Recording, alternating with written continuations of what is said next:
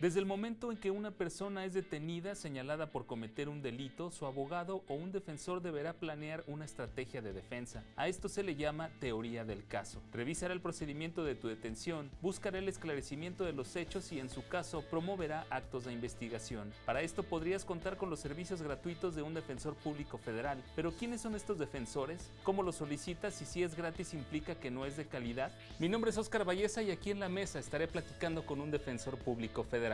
Comenzamos.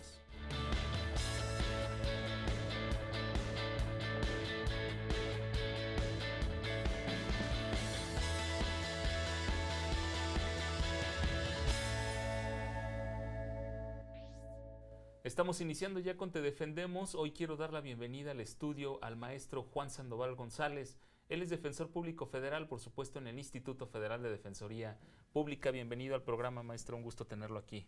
Un gusto saludarlo, don Óscar. Muchas gracias. Hoy vamos a hablar de la teoría del caso, pero si me permite, quisiera empezar este programa para poder entenderlo desde el momento de la detención de una persona. Quisiera empezar por ahí. ¿Qué es lo que tiene que hacer? ¿Qué es lo que tengo que hacer al momento de que soy detenido? ¿Qué tengo que hacer? Bueno, esa es una excelente pregunta, Óscar, porque esta pregunta, que a mí me parece fundamental, es que cualquier detenido, ¿verdad?, por un delito, o cualquier persona que está siendo investigada por un delito, sin estar detenida, esa es la primera pregunta que se hace. ¿Qué hago? O sea, ¿qué hago? Y esa pregunta se la va a traspolar al defensor, al abogado defensor, bien sea privado o bien un defensor público federal, en el caso del Fuero Federal. Así es. En este caso, el abogado defensor tiene que, en primer término, realizar una entrevista previa y en privado con su defendido. ¿Por qué? Porque de manera directa el defendido le va a plantear y le va a exponer qué fue lo que aconteció, qué sucedió. Esa sería la pregunta del abogado al imputado por un delito. El imputado le va a explicar al abogado defensor qué sucedió de una narrativa de manera directa. De esta narrativa directa, el abogado defensor se va a percatar, ¿verdad?, si efectivamente la persona imputada, la persona que va a representar, que va a patrocinar, desde ese primer momento, si cometió o no cometió el delito. En ese momento el abogado defensor sabe si su representado, si el imputado cometió o no cometió ese delito. Inmediatamente después, lo que considero, con todo respeto, que debe hacer un abogado defensor privado o público, es consultar la carpeta de investigación. Y al consultar la carpeta de investigación, tiene que analizar cuáles son los datos de prueba, los actos de investigación que ha recabado el Ministerio Público hasta ese momento. Y derivado de esa revisión de constancias de esos datos de prueba y de esos actos de investigación, va a elaborar una teoría del caso. Okay. Ese es precisamente el tema de este programa y que, pues bueno, muy gentilmente se nos ha invitado para hacer un planteamiento de manera general por el tiempo, ¿verdad? Bien, antes de pedirle que nos defina qué es la teoría del caso, para acotar este tema. Si la persona detenida no cuenta con un abogado particular, ¿cómo solicita la asistencia de o la representación de un defensor público federal? Sí, en el momento que una persona se encuentra detenida por la comisión de un delito, en ese momento se le cierran todas las puertas, sí. Está como en un pozo. Entonces, en ese momento, la persona detenida no sabe qué hacer. No sabe qué hacer, entonces aquí es un ejercicio fundamental del Ministerio Público, en ese momento, en esa etapa de investigación inicial, decirle cuáles son sus derechos, ¿verdad? Es una exigencia constitucional para toda autoridad y dentro de estas, el Ministerio Público tiene la obligación de explicarle a la persona detenida o que sin estar detenida está sujeta a investigación, explicarle cuáles son sus derechos. Dentro de este, digamos, paquete de derechos está el ser representado por un abogado defensor con cédula profesional que lo avale, que lo acredite como licenciado en Derecho. Bien. Para que a través del abogado defensor pueda desarrollar el ejercicio de una defensa técnica y adecuada. Muy bien. Tenemos que hacer una primera pausa, pero sí quisiera regresar para preguntarle qué es la teoría del caso y qué implica y cuál es el papel de ustedes como defensores públicos federales. Pero esto después de hacer esta primera pausa, regresamos con más. Estamos aquí en Te Defendemos. No te vayas.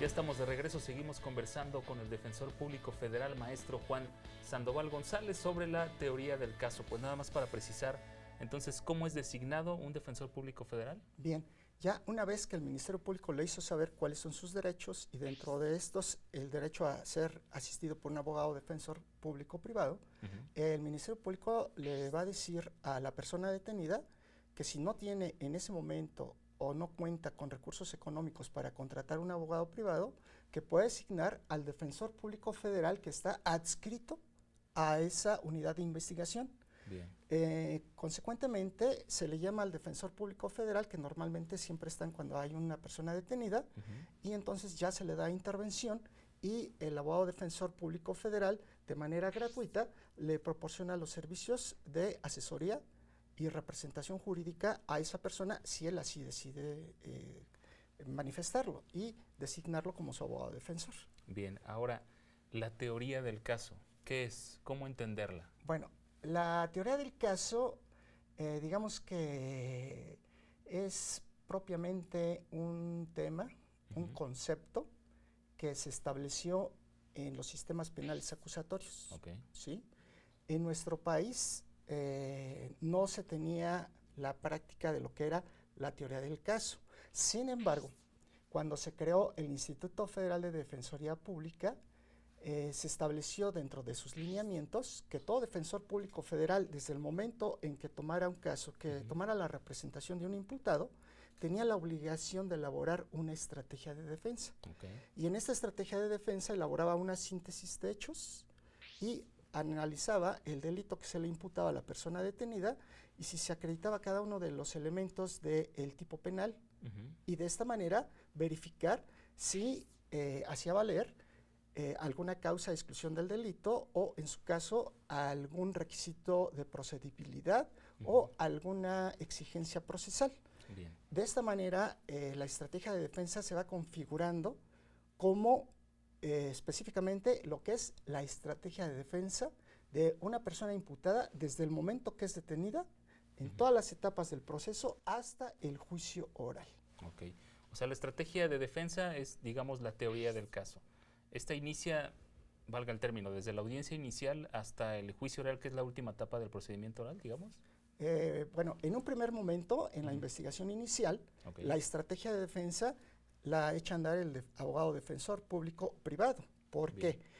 Porque si la persona no fue detenida bajo los requisitos de procedencia de detención que establece la Constitución, entonces el abogado defensor va a solicitar que en la calificación preliminar de la detención que hace el Ministerio Público le solicite que decrete la libertad del imputado, ¿verdad? Bien. O si en su caso se actualiza una causa de exclusión del delito, desde ese momento el abogado defensor público o privado pueden hacer valer esa causa de exclusión del delito. Y ya cuando la persona es consignada y puesta a disposición de un juez de control para la audiencia inicial, si llega así con detenido, en esa audiencia inicial, la primera audiencia, porque la audiencia inicial se subdivide en varias audiencias. La primera audiencia, que es la audiencia de control de la detención, aquí se hace un análisis, una verificación de que se cumplan con los requisitos constitucionales de la detención. Si no se cumplen con los requisitos constitucionales de la Constitución, en el caso concreto de la flagrancia, o sea, que la persona sea detenida al momento de estar cometiendo un delito o inmediatamente después de haberlo cometido. Si no se da ese supuesto constitucional, entonces el defensor tiene que solicitar que no se califique de legal la detención y, en consecuencia, que se deje en libertad a ese imputado. Bien, si en algún momento la persona detenida decide declinar los servicios de un abogado particular y en este caso solicitar la representación de ustedes, ¿pueden solicitar ver la carpeta de investigación? ¿Pueden solicitar ustedes actualizarse en la estrategia de defensa presentada por el detenido? Efectivamente, desde el momento en que un imputado solicita los servicios de un defensor público federal, que le va a otorgar esos servicios de forma totalmente gratuita, desde ese momento el Ministerio Público tiene la obligación de correr traslado al defensor público federal con la carpeta de investigación para que se imponga de las constancias, de los datos de prueba y haga sus argumentaciones correspondientes. Y si esto se da en el momento del control de la detención o en la formulación de imputación o durante el plazo constitucional de 72 horas o prorrogado a 144 horas o en el mismo momento de que se va a decretar el auto de vinculación a proceso, entonces el abogado defensor tiene derecho a que el Ministerio Público le corra traslado con la carpeta de investigación, imponerse de los autos y así poder realizar la argumentación jurídica que le corresponda a ese imputado. Ok. Usted nos menciona que desde antes de que entrara en operación el nuevo sistema de justicia penal, los defensores públicos ya, digamos, la venían implementando la teoría del caso, ya venían planeando una estrategia de defensa, pero entró un nuevo sistema y quizá entraron nuevas reglas. Quisiera preguntarle después de esta segunda pausa, ¿cómo le hicieron ustedes como defensores públicos para entrarle a este nuevo sistema? ¿Se capacitaron? ¿Qué decirle a la gente para que confíe en la representación del defensor público federal? Esto, después de esta segunda pausa, regresamos con más aquí en Te Defendemos. No te vayas.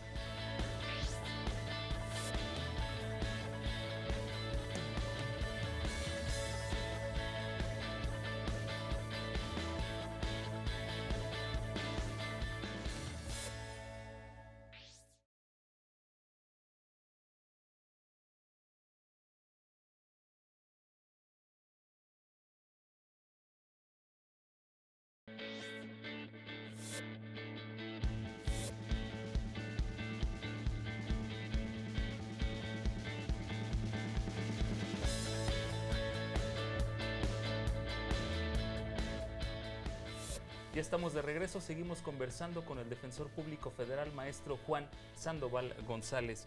La pregunta que le hice antes del corte, nos comenta que antes de entrar en operación el nuevo sistema ya venían implementando una estrategia de defensa en el Instituto Federal de Defensoría Pública, pero entró en operación el nuevo sistema, entraron nuevas reglas.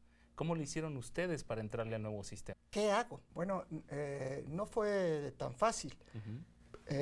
Tuvimos una serie de cursos de capacitación. El director del Instituto Federal de Defensoría Pública, desde que estaba el magistrado César Esquinca Munyoa y actualmente el maestro Mario Alberto Torres López, pues se preocuparon siempre por la capacitación del personal de los defensores públicos federales y de los asesores jurídicos. Cuando se vislumbra la reforma al sistema penal acusatorio, a partir del 18 de junio del 2008, se implementaron cursos, diplomados, talleres, ¿verdad?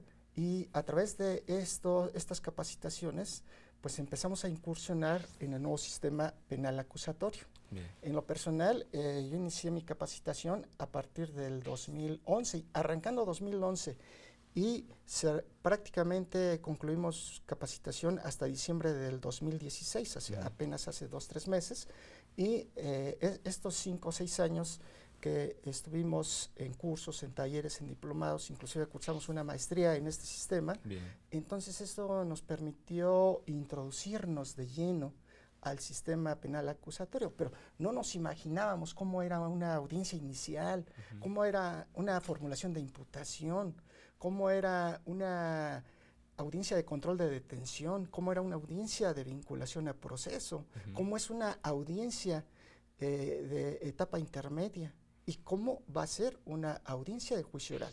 Entonces todo este esquema mental, pues tuvimos que empezarlo a desarrollar a través de los cursos de capacitación del Instituto Federal de Defensoría Pública y de la Escuela Judicial del Consejo de la Judicatura Federal. Bien, y se lo pregunto porque pues alguna persona que es detenida y que no tiene los recursos para pagar un abogado, pues pondrá en sus manos su asunto, pondrá en sus manos su libertad o la reparación, lo que venga a futuro, lo va a poner en sus manos y se lo pregunto por eso. ¿Cómo fueron preparados, cómo fueron capacitados en esta situación? Sí, en lo personal me parece que los defensores públicos federales, mis compañeros y un servidor, tuvimos una alta capacitación, estamos entrenados al alto nivel y tenemos toda la confianza y toda la certeza para poder desplegar una teoría del caso que se traduce esencialmente en la estrategia de defensa de un imputado, de una persona detenida. Entonces, esa capacitación pues la tenemos muy sistemática y nos permite desarrollar argumentos de defensa desde el ámbito procesal propiamente o desde el ámbito sustantivo penal. Bien. Si hiciéramos un ejercicio mental, pues tenemos actos procesales o tenemos un desarrollo procesal y tenemos una defensa en el ámbito sustantivo penal. Entonces, los abogados defensores públicos federales, pues tenemos en nuestras manos propiamente la libertad de una persona. Bien. Y los señores jueces son los que determinan si la conceden o la niegan. Pero si los imputados, los detenidos, la sociedad en general, puede tener toda la confianza en los defensores públicos federales por su alto nivel de capacitación. Y es que habrá quien piense que como es un servicio gratuito no es de calidad, ¿no? Que es lo que mucha gente lo piensa. Bueno, efectivamente se piensa así. Sin embargo, ya en la realidad, pues el defensor público federal ha dado mejores resultados que los abogados privados. ¿Sí? Ustedes ya están en operación con Estamos este en nuevo sistema. operación. Sí, recientemente acabamos de cumplir un año a partir del 29 de febrero de 2016 y ya en este año que es 2017 ya cumplimos un año laborando en el sistema penal acusatorio y en la práctica en una sala de audiencia, ¿verdad? Bien. En donde se desarrollan todos los principios del sistema penal acusatorio. Bien, pues ya prácticamente poco más de un año usted operando con este nuevo sistema. Efectivamente, a nosotros ya nos tocó aquí en la Ciudad de México y estamos operando un poquito más de un año y tenemos un conocimiento de la práctica y de los asuntos y cómo se han ido estableciendo diversas estrategias o bien para ir a un juicio oral, que ha sido en menos del 5%, para ir a un procedimiento abreviado o a una salida alterna como es la suspensión condicional del proceso, por ahí del 72-75% de asuntos de causas penales. Entonces, sí estamos observando que el sistema está operando. El único talón de Aquiles que yo le observo al sistema penal acusatorio es que no se ha implementado la unidad de supervisión y vigilancia de medidas cautelares y suspensión condicional del proceso. Creo que ahí hace falta su implementación para que esté de manera integral operando todo el sistema. Sí, lo que veníamos hablando, ¿no? Hay que primero ponerlo en marcha y después ir fortaleciendo como que algunos puntos, ¿no? Esto va a llevar sus etapas. Sí, obviamente, claro. Estamos en una etapa ya cruzamos la etapa de arranque y se está en una etapa de consolidación, ¿verdad? Así ya lo determinó el presidente ministro de la Suprema Corte. Así es. Tenemos algunas preguntas del público, pero antes de ir con ellas, vamos a ver en este resumen cómo se implementa, cómo aplica la teoría del caso en cada una de las etapas del nuevo sistema de justicia penal acusatorio. Vamos a verlo, es muy rápido.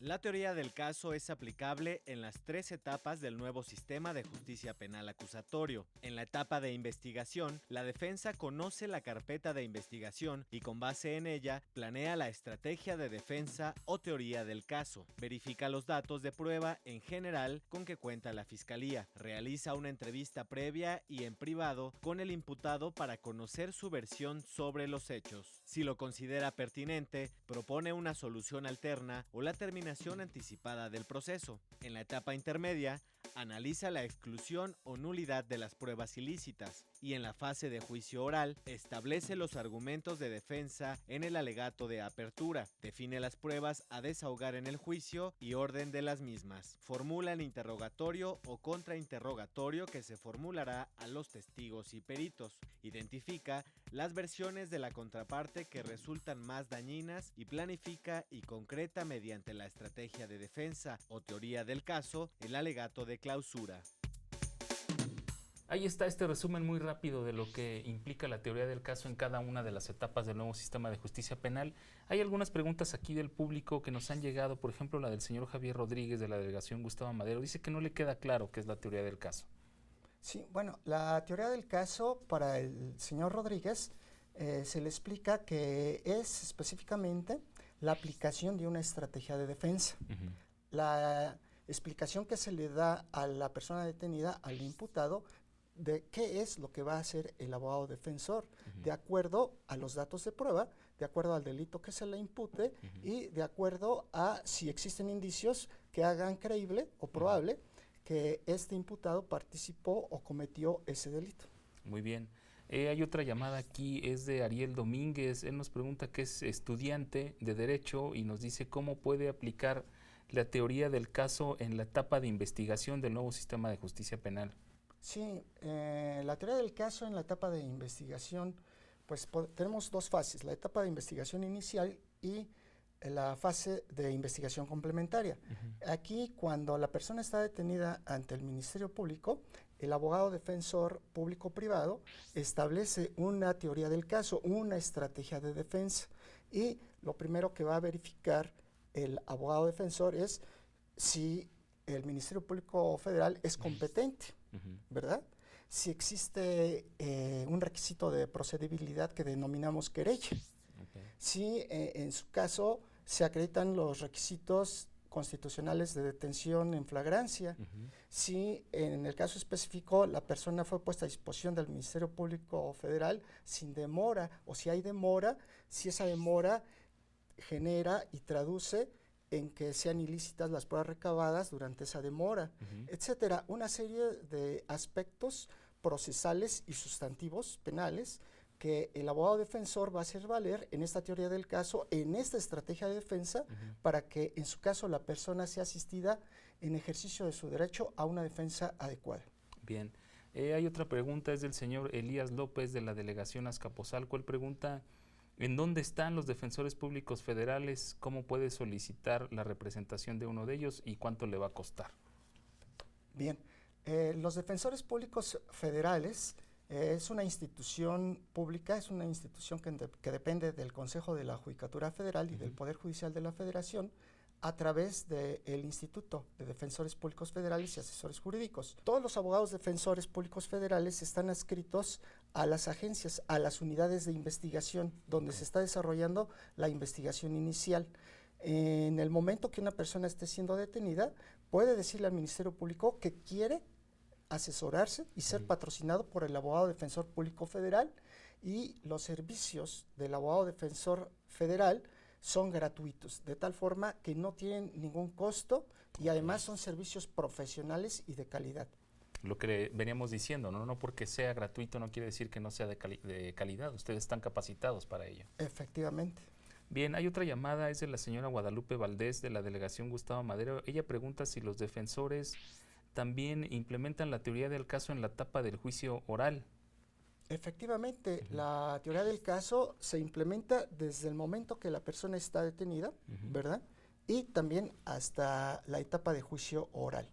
¿Por qué? Porque si el abogado defensor se percata de que se actualiza una causa de atipicidad o de justificación o de inculpabilidad, pues en ese momento él va a alegarla, ya sea en el alegato de apertura o de clausura.